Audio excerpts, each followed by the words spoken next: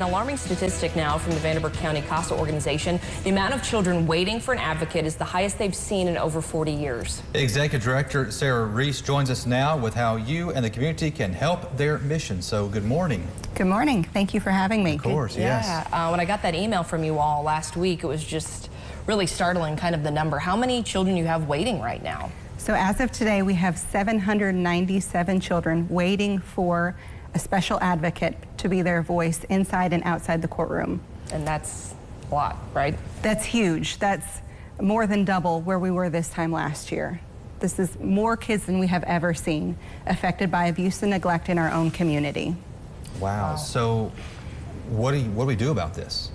How do we fix this to help these children out? Yeah, so that need would take about 300 additional volunteers to be able to serve these children.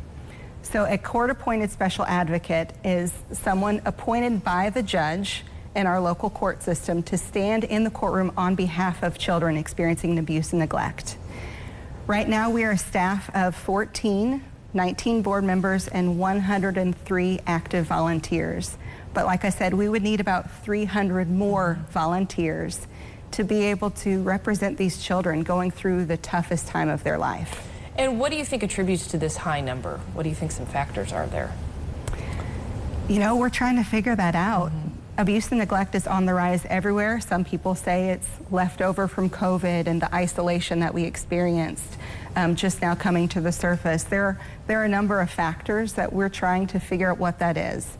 But what I know is that in a community our size, we have at least 300 caring individuals who would be willing to donate a few hours each month to spend time with these kids and speak about their best interests. Now, do they have to go to court with these kids, or is it just get them away, spend some time with them? What do the advocates do? Yeah, so court can be intimidating for anybody, but especially for children. Children don't belong in the courtroom, but every child's voice deserves to be heard.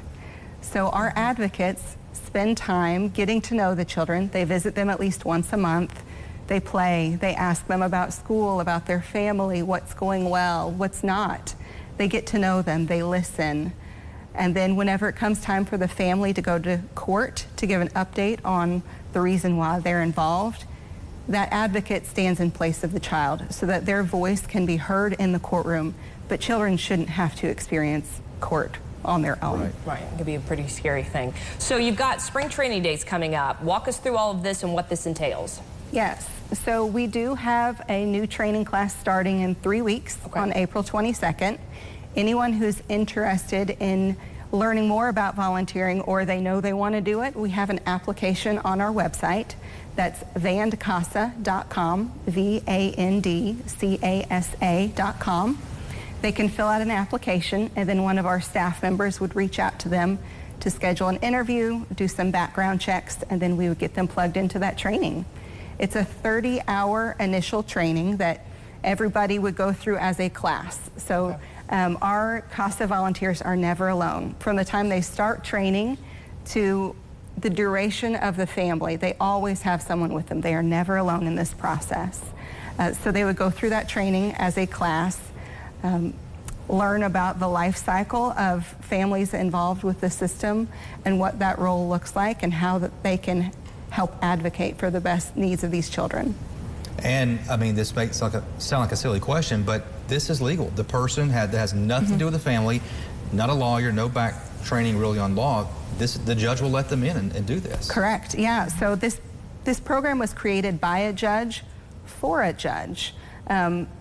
A judge recognized that the children's lives were getting turned upside down more than anybody else's, but it was not of their fault, and there's nothing really that they can do to help remedy the situation because it's the adults in their lives and the decisions they've made that have got them there.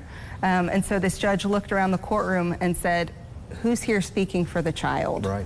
So he created this program for volunteers who have no financial stake, no interest other than helping to change a child's story. So they are all lay people, just willing and able to dedicate some time and speak for these kiddos. Well, wow. That's just Are we out of amazing. time? I can't hear. Okay, I just wanted to yeah. make sure. Okay. Well, we want to talk with you more about this, Sarah. Obviously, this is a big deal and it needs to be explored further, but thanks for kind of coming on today and starting that conversation with us. We appreciate it.